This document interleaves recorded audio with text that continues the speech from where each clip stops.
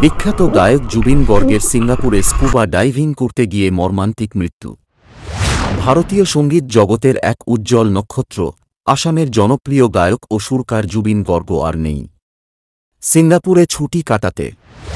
জুবিন গর্গ শুধুমাত্র আসামের নয়, সমগ্র ভারতের মানুষের কাছে ছিলেন এক অনন্য প্রতিভা।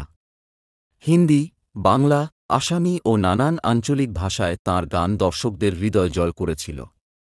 বিশেষ করে বলিউডের ইয়ে আলি গানের মাধ্যমে তিনি জাতীয় ও আন্তর্জাতিক জনপ্রিয়তা অর্জন করেন। প্রাথমিক তথ্য অনুযায়ী রবিবার সকালে তিনি সিঙ্গাপুরের একটি বিখ্যাত সমুদ্র সৈকতে স্কুবা ডাইভিং করতে নামেন। ডাইভিং চলাকালীন হঠাৎ অসুস্থ বোধ করেন এবং জলে অজ্ঞান হয়ে পড়েন। দ্রুত তাঁকে উদ্ধার করে হাসপাতালে নিয়ে যাওয়া হলেও চিকিৎসকরা মৃত ঘোষণা করেন।